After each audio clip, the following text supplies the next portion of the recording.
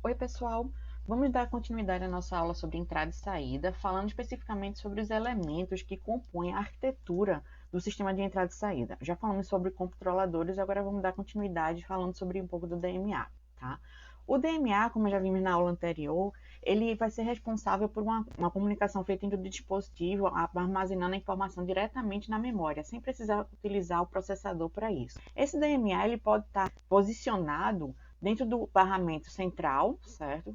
Um simples barramento que ele vai compartilhar informações tanto com o processador quanto com a memória e os dispositivos de entrada e saída. Ele pode estar ligado diretamente aos dispositivos de entrada e saída e dele passa para o barramento de memória, tá? Que vai se comunicar com a memória. Ou ele pode ter um barramento próprio para as entradas e saídas que vão estar comunicando com o DMA e pelo barramento do sistema com a memória, o DMA com a memória. Okay? Usando o DMA, esse sistema ele precisa trabalhar com alguns registradores, certo? Vamos ser equivalente aos registradores também que eu preciso para a comunicação através de barramentos. Então, o DMA ele vai ter um registrador que vai armazenar o endereço de memória, onde os dados que forem lidos ou escritos serão armazenados, o registrador para contar a quantidade de bytes que vão ser trocados, né, durante essa operação, e o registrador com informações de controle, para informar se é para realizar uma leitura, se é para realizar uma escrita, e para quando deve ser realizada a informação para o processador de que finalizou, certo? Porque ele pode passar a informação de finalização por quantidade de bytes lidos ou escritos, ou pela finalização da execução. Então, essa operação de troca de dados com a memória, de repasse para a memória, ela pode ser realizada através de uma única execução, que a gente chama de um burst continuous, certo? Onde vão passar uma quantidade grande de informações de uma única vez para a memória, ou essas pequenas execuções de execuções de chamada de leitura e escrita em burst, ou seja, um conjunto delas, elas podem ser divididas em várias transferências para poder não deixar o barramento que o DMA está ligado sobrecarregado só com o DMA, ok? Mas eu tenho alguns problemas, como onde guardar essa informação lida ou escrita, ou que vai ser escrita, né, nos dispositivos. Uma das possibilidades é gravar direto na cache, a outra dentro da memória principal ou na minha memória virtual. Se eu gravo diretamente na cache, eu tenho um problema de que a informação que vai estar na cache provavelmente ela está obsoleta no sentido de que ela não está mais condizente com a informação que está na memória principal. Se eu uso uma cache write back, ou seja, que ela só vai fazer a correção para a memória principal depois de que aquele elemento ele for ser removido, significa que o bloco pode ter sido modificado depois de que o DMA foi realizado. Então, esse dado que vai ser repassado para a memória, ele vai estar corrompido ou antigo.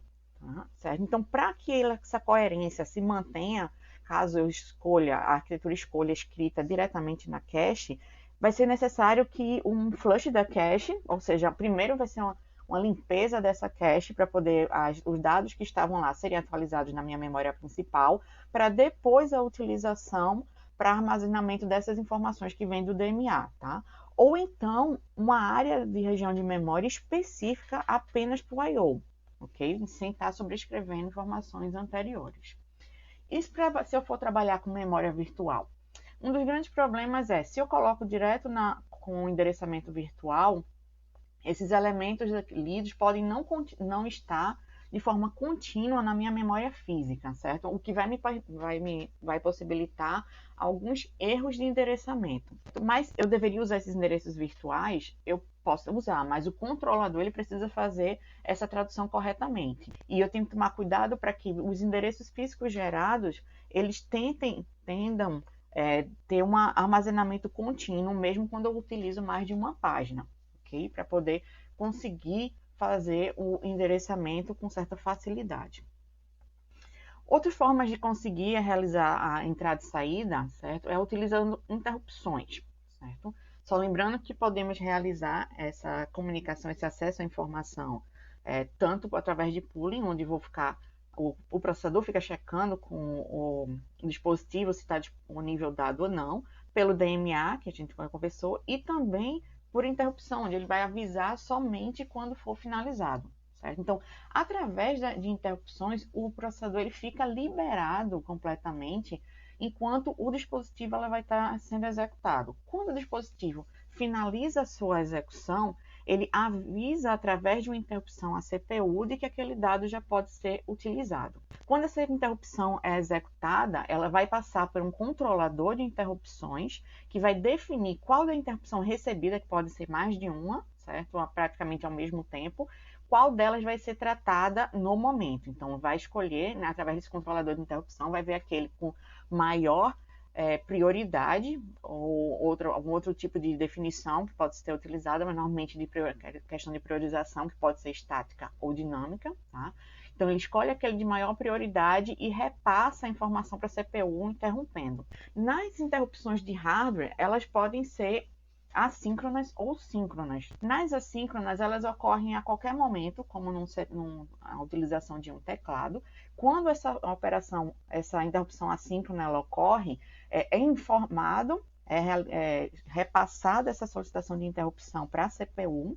A CPU vai interromper o processamento do programa, mas finaliza a execução da instrução que ele já estava. Aí finaliza a instrução, interrompe a execução do programa. Significa que ele vai salvar o endereço do PC que estava sendo executado para poder executar a rotina de interrupção. Então, ele salva o PC no EPC, que vai armazenar para saber para onde voltar, e muda o endereço do PC para o endereço de memória onde está a rotina de controle de interrupções. E as interrupções síncronas, as de relógios, ela posso utilizar, através do sistema operacional, um time slice, uma quantia de tempo de execução para cada um dos processos. Então, quando eu sei, eu posso simplesmente deixar um tempo de execução por processo para cada um desses dispositivos, ele vai sendo executado durante aquele tempo. Quando finaliza o tempo, muda para outro processo, mesmo se não tiver terminado, muda para outro processo, quando chegar na sua vez, ele continua a sua execução do ponto onde parou. E essa execução, então, da interrupção, ela vai começar com a chamada da interrupção ao dispositivo, certo? Na parte do hardware, que depois de recebido essa informação de solicitação de interrupção, o processador vai finalizar a instrução que está sendo executada, tá? Armazenar as informações com relação a isso. Ele vai enviar um sinal informando que recebeu essa interrupção. Quando ele passa essa informação de que recebeu a interrupção para o dispositivo, ele armazena o PC no EPC, tá? Que vai ficar guardado a informação do endereço do PC que foi interrompido. Então, ele vai armazenar essa informação de para onde deve voltar depois de executar a rotina de interrupção.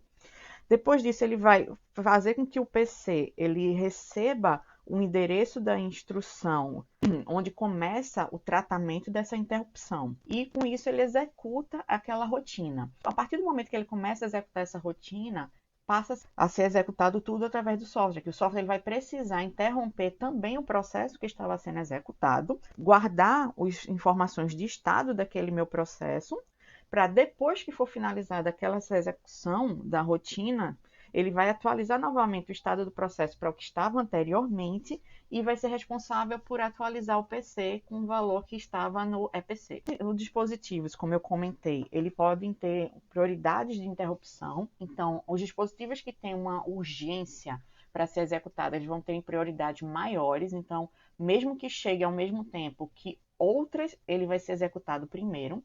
Se eu tiver mais de um dispositivo com a mesma prioridade, vai ser definido um tipo de escolha por o primeiro que chegou, a primeira interrupção que chegou, ou uma segunda rotina de identificação, se essa priorização pode ser alterada. Então, ele vai ser definido por software ou por hardware. Por software, pelas definições dentro do sistema operacional com relação à priorização das variáveis, que provavelmente vai ser dinâmica dentro do software, ou por hardware, onde eu tenho o controlador de interrupções, que vai ter uma priorização fixa ou estática para cada um dos dispositivos. Esse gerenciador de interrupção é que vai mandar os sinais de requisição das unidades que foram conectadas a eles através de uma única fila, que é a fila de requisições de interrupções que chega para o processador.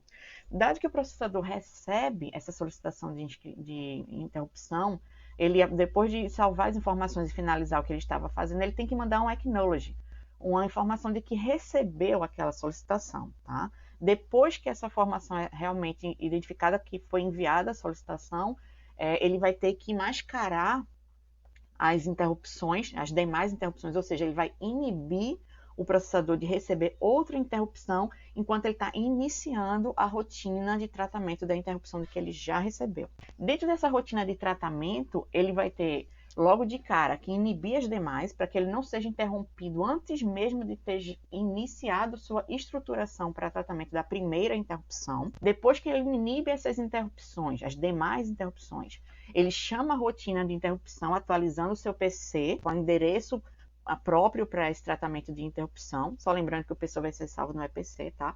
Salva o estado da CPU com informações de pilha que ele tem armazenado. Também vão todas para a pilha essas informações mínimas do estado que estava a CPU no momento. Habilita as interrupções, novamente, ou seja, depois que ele já salvou todo o estado, que ele vai iniciar realmente o tratamento daquela interrupção, é que ele vai desinibir, ele vai reativar a possibilidade de receber outras interrupções, certo?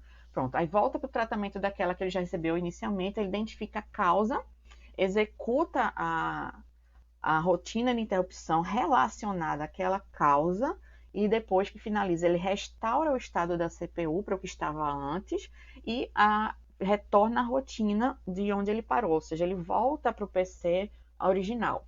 Caso no meio dessa interrupção ele receba uma outra, a partir daquele momento que ele habilitou o recebimento de interrupções, ele finaliza todo o estado como se estivesse executando o fluxo principal. De novo, vai inibir demais interrupções, vai atualizar o valor do PC, vai pegar aquele valor do PC que ele está, colocar no EPC, salvar as informações do estado numa pilha e entrar naquela rotina de execução da interrupção que chegou posteriormente. Então, depois que finaliza essa segunda interrupção, ele volta para o ponto que ele parou dentro da execução de rotina da primeira interrupção. Depois que finaliza ele, é que volta para o fluxo principal. E, por fim, dentro dessa arquitetura que vai possibilitar a realização da entrada e saída, eu preciso me comunicar. Eu sei como acessar os dispositivos, mas a comunicação precisa também ser realizada.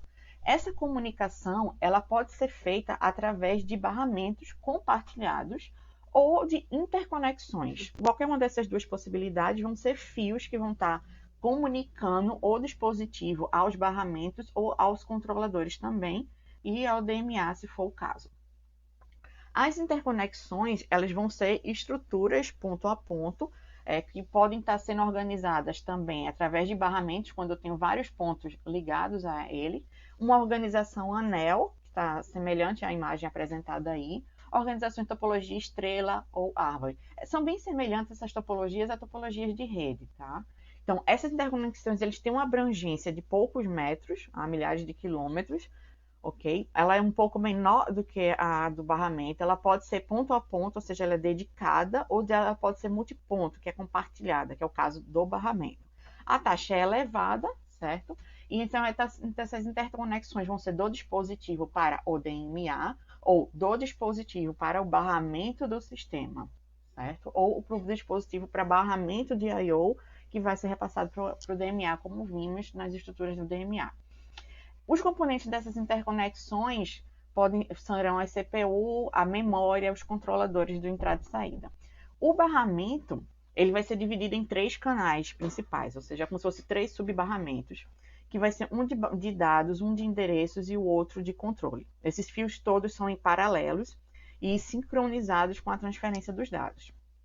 As portas, que vão ser portas de conexão entre dispositivos ou ligadas ao barramento, elas vão ter um número específico, vai ser armazenado dentro de um registrador. Os barramentos também têm uma quantidade máxima de portas que serão aceitas, certo? Isso vai variar de barramento para barramento da tecnologia utilizada e do tipo de protocolo que ele usa.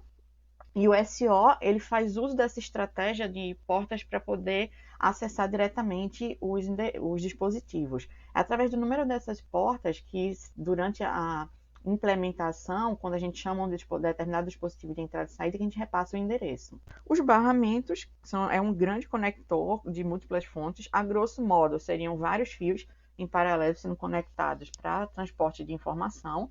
e que vai ser dividido naquelas 3 partes. Um de controle, que vai permitir o handshake, informando que o dado foi enviado, que o dado foi recebido, vai definir o protocolo de comunicação entre esses dispositivos. Um outro para endereçamento, para saber qual dispositivo vai ser acessado, e um de dados que vai ser enviado os dados em si. A taxa de transferência fica na ordem de megabits por segundo a gigabits por segundo, com clock tipicamente entre 100 e 500 MHz. Ele tem, como eu comentei, um número máximo de dispositivos que podem ser agregados a esse barramento, ou seja, que podem estar comunicando, que vai ser definido pela quantidade máxima de portas que o barramento suporta. O método de conexão é através de conectores e cabos específicos para esses barramentos. Dentro dos barramentos, tratar bastante com relação à robustez e confiabilidade. Lembrando do início das aulas sobre entrada e saída, a confiabilidade é um dos maiores pontos que devem ser analisados com relação aos dispositivos, certo? Então, o barramento também, ele tem que ser robusto o suficiente para conseguir passar todas as informações e confiável o suficiente para saber que essas informações foram passadas de forma correta. Então, eu preciso implementar para isso protocolos que me garantam a corretude dos dados que estão sendo repassados e de controle também.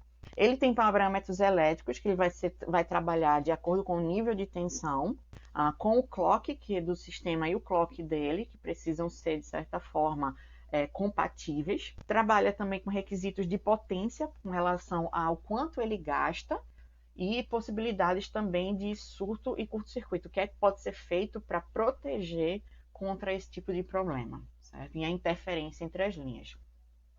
Existe a possibilidade de sobrecarga de comunicação? Sim, mas ela vai ser uma sobrecarga pequena quando eu tiver barramentos curtos e rápidos, porque o dado no instante chega para o destino, e pode ser significativa se eu tiver uma linha muito longa, que normalmente também vai significar uma quantidade alta de portas ligadas a ele, certo? Esses barramentos, eles podem ser barramento diretamente do processador com a memória ou do barramento do sistema. O processador com a memória é um barramento simples, onde eu vou passar as informações de I/O diretamente para minha memória. E eu posso passar também pelo barramento de I/O, que é todos esses dispositivos, eles vão se comunicar com esse barramento de I/O e através do controlador de interrupção ele se comunica também com a memória. Esse barramento de I/O, ele se comunica com o barramento de memória através de uma ponte, certo? Uma conexão direta com ele. E os sinais de sincronização do barramento, ele vai ter que ser os sinais que são os sinais de controle, que vão facilitar essa sincronia entre o controle em si, o endereçamento e os dados e os envios. Essa sincronização ela pode ser realizada de forma síncrona, onde ele defina o envio das informações através do clock, ou assíncrona, onde eu vou ter linhas de controles específicas para gerar o handshake. Quando eu tenho essas comunicações síncrono, clock, ele precisa fazer parte das informações básicas do meu barramento. Então, além de eu olhar a linha de controle, a linha de dados e a linha de barramentos, eu tenho que me preocupar também com o clocking. Aí as informações serão passadas de acordo com a subida ou descida do clock e de acordo com o protocolo que o barramento vai implementar. Nos barramentos assíncronos, o protocolo também precisa ser utilizado para a realização dessa negociação, de quando utilizar, de quando o acknowledge foi recebido, quando foi repassado. Então, o protocolo, nesses casos, ele precisa ser muito mais robusto do que nos síncronos. Tá? E é através desses protocolos que eu defino qual dispositivo vai ser utilizado, qual deles eu vou ler. Esse protocolo ele vai implementar um sistema de arbitragem, que é quem decide, ou seja, qual dispositivo vai ganhar o barramento para repassar as informações.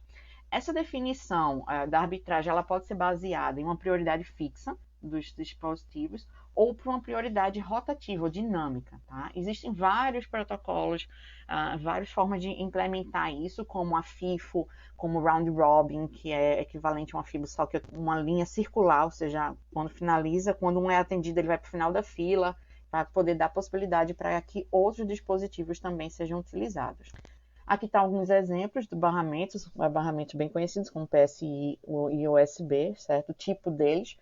O PSI é um backplane, enquanto o USB é uma serial, tá? Então, um serial de I/O baseado em clock. Então, aqui tem algumas informações extras que vocês podem olhar melhor dentro da apresentação do PPT, do PDF, ok?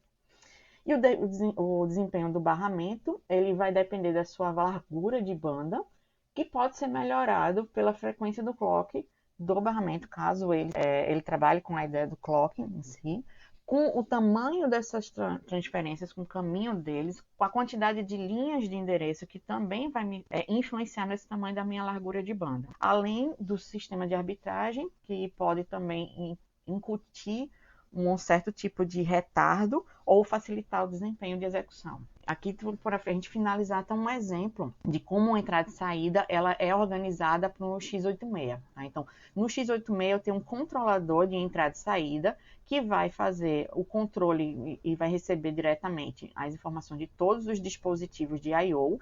Ele se comunica através de barramento de memória direto com o controlador de memória e repassa as informações para a minha memória. Então, ele tem uma conexão direta com a memória para repasse de informações e aquele controlador que vai gerenciar prioridades e gerenciar a comunicação. Tá? Com isso, a gente finaliza a aula de hoje, finalizando a fala sobre a arquitetura dos sistemas de entrada e saída. Então, até mais, até a próxima aula.